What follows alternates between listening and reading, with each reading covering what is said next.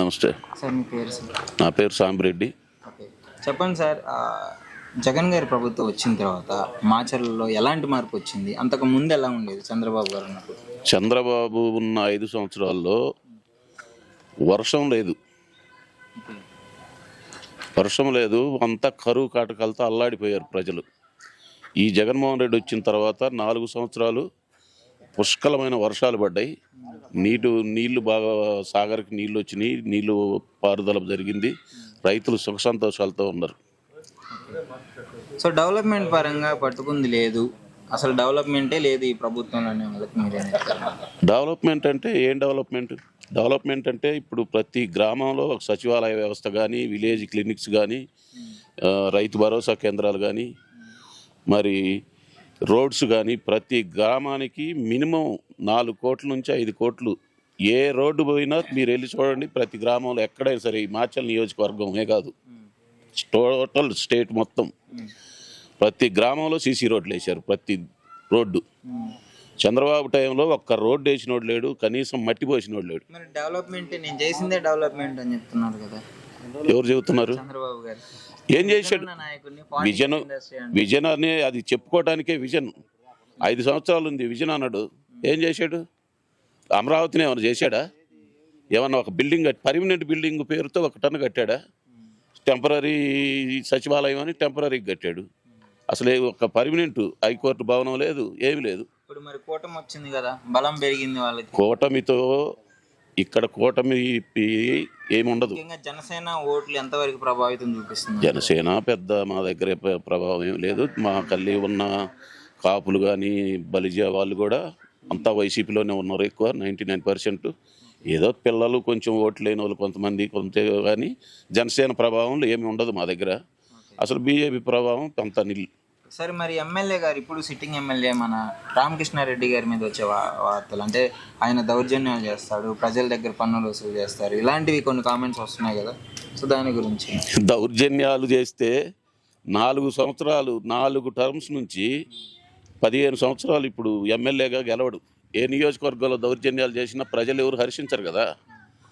4 సార్లు ఎమ్మెల్యేగా ఎందుకు గెలుస్తాడు?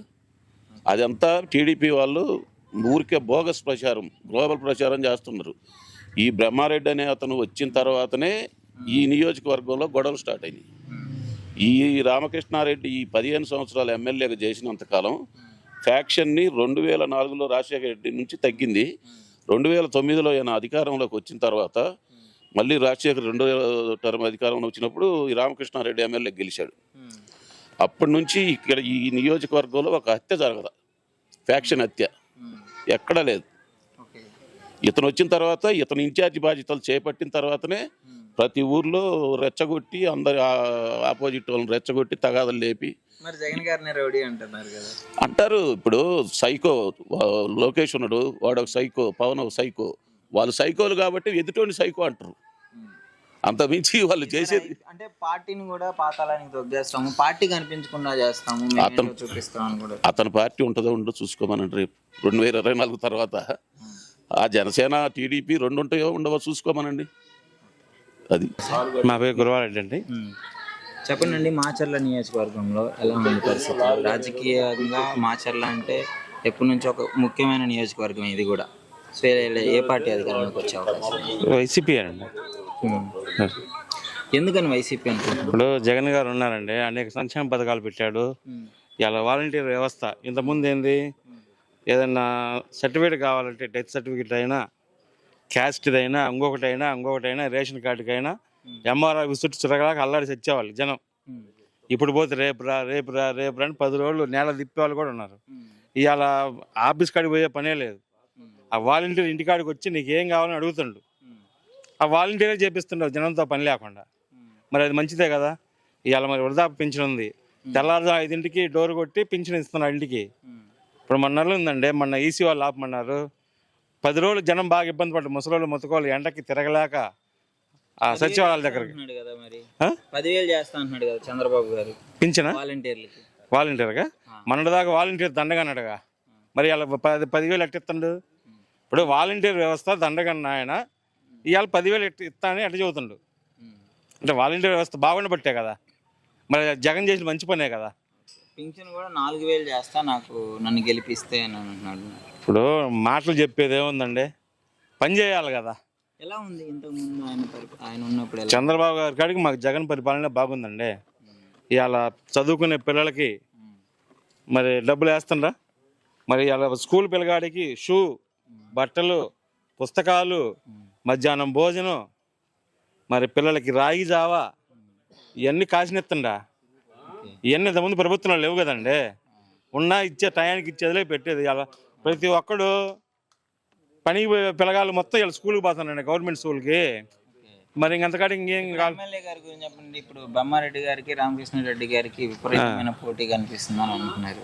ఇప్పుడు పోటీ అనేది ఉండదండి. పోటీ ఉన్న విజయం మా రామకృష్ణారెడ్డి గారిదే, దాంట్లో తిరిగే లేదు. ఏంటి అంత కాన్ఫిడెన్స్ ఇక్కడ? ఆయన మాకు ఎప్పుడు పోయినా, ఏ టయానికి పోయినా, 12:00 పోయినా, 2 పోయినా, మా నాయకులను తీసుకొని పోయి డోర్ కొడితే ఎమ్మటి నేను లేస్తాను, స్పందిస్తానండి. ఇంకంతకాడికి ఏం కావాలి? అవునా కాదా?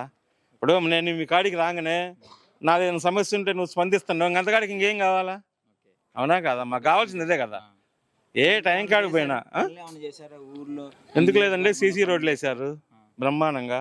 ఇంకంతకాడికి ఏం కావాలి? సచివాలయాలు కట్టించారు, క్లినిక్లు, రైతు భరోసా, మరి హైవే రోడ్డు ఇలా బ్రహ్మాండంగా వేస్తున్నారు. ఇంకంతకాడికి ఏం కావాలా?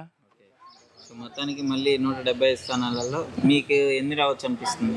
సరే, ముఖ్యమంత్రి గారు అయితే జగనే, మాకు రామకృష్ణారెడ్డి గారు ఎమ్మెల్యే గారు గెలుపు. అది. నమస్కారం, ఉమారాంజనేయరెడ్డి. చెప్పండి, మాచర్ల నియోజకవర్గంలో రాజకీయ పరిస్థితులు ఎలా ఉన్నాయి? రాబోయే ఎన్నికల్లో ఏ పార్టీ అధికారంలోకి వచ్చే అవకాశం ఉంది? వైఎస్ఆర్సీపీ వస్తాండి. ఏంటి వైఎస్ఆర్సీపీ ఎందుకు కావాలని? అన్ని జగన్ అన్న అన్ని పథకాలు పెట్టిండు. ఎస్సీ, ఎస్టీ, బీసీ, మైనార్టీలకి బాగా చేసిండు. ఓసీలకు కూడా 45 ఏళ్ళకి ఆడవాళ్ళకి 80,000 డబ్బులు ఇచ్చిండు. పిల్లల చదువులకు కానీ, రైతులకు కానీ అందరికి బాగా చేసిండు. కానీ జగన్ గారు అంతా డబ్బులు ఇచ్చి సోమరిపోతులు చేసే పథకాలే ఉన్నాయి, డెవలప్మెంట్ లేదు, పట్టించుకోలేదు, రాష్ట్రం అడగ తినాలి ఆయన వస్తే అంటున్నారు. మరి అందరూ ఇస్తా అంటున్నారు కానీ వాళ్ళకి ఎత్తి వాళ్ళు కూడా అంతేగా. వాళ్ళకి వెళ్తే వాళ్ళు కూడా ఇస్తా అంటున్నారుగా ఇప్పుడు. మరి వాళ్ళు అంతకుముందు అన్నారుగా, ఇచ్చానరా. టీడీపీ వాళ్ళు అన్నారు, ఏమి ఇచ్చానరా? పసుపు కుంకుమ అన్నారు, ఇవాళ రైతు రుణమాఫీ అన్నారు, ఇవాళ అందుకే ఓడిపోయారు. ఇక్కడ మాచర్ల నియోజకవర్గంలో మీ బ్రహ్మారెడ్డి గారికి రామకృష్ణారెడ్డి గారికి ఎలా ఉంది పోటీ? బ్రహ్మారెడ్డి అంటే ఆయన ఇయ్యాలు వచ్చిండు, అంతకుముందే అడిగిపోయిండు. టాప్కి ఎలక్షన్కి ఒకళ్ళు మారుతాను వాళ్ళని, టీడీపీ వాళ్ళని నమ్మి ఓటేయటానికి జనాలు ముందుకు రావట్లా. ఈయన ఎప్పుడు ఇక్కడ ఉండేవాడు రామకృష్ణారెడ్డి. మాకు పార్టీ కాదండి ముఖ్యం, మనిషి ముఖ్యం. సో మీతో ఎలా ఉంటుంది ఆయన, అంటే ఎలా స్పందిస్తారు? బాగానే ఉంటుంది, ఏమన్నా కావాలన్నా బాగానే ఉంటుంది. మాచర్లో ఆయన రాకముందు, అంటే జగన్ గారు రాకముందు ఎలా ఉండేది, వచ్చిన తర్వాత ఎలా ఉంది డెవలప్మెంట్ పరంగా? ఏదైనా బ్రహ్మాండంగా ఉందండి. చంద్రబాబు గారు డెవలప్మెంట్ చేశాను, నేనే మొత్తం చేశాను మాచర్లో అది అంటారు. ఎందుకు? హైదరాబాద్ కట్టింది ఆయనగా మొత్తం. హైదరాబాద్ ఎప్పుడు 500 ఏళ్ళ కింద ఉన్నది, ఆయన కట్టిన. ఆయన ఎప్పుడు పుట్టిండు? ఆయన 2 ఎకరాలు ఎక్కడి నుంచి వచ్చినాయి? వేల కోట్లు, లక్షల కోట్లు ఆయనకి. 2 ఎకరాల రైతు రాజకీయం చేసిండండి. ఇక్కడ 2 ఎకరాల రైతులు రాజకీయం చేస్తే ఆ 2 ఎకరాలు అయిపోతున్నాయి. ఇప్పుడు మరి ఆయనకు లక్షల కోట్లు, వేల కోట్లు ఎక్కడి నుంచి వచ్చినాయి? జనాల సొమ్మే కదంతా. జగన్ నూకినాడంటే జగన్ నూకిండు, జనాలకు పెట్టిండు. జగను చంద్రబాబు గారు పెట్టలేదా? ఎవరికి పెట్టిండు? వాళ్ళ పక్కన తిరిగే వాళ్ళకి, వాళ్ళ బినామీలకి, వాళ్ళకి పెట్టిండు. మొత్తానికైతే ఇక్కడ గెలుపు రామకృష్ణారెడ్డిదేనండి. అసలు 100 మంది వచ్చినా రామకృష్ణారెడ్డిదే గెలుపు, పైన జగనే.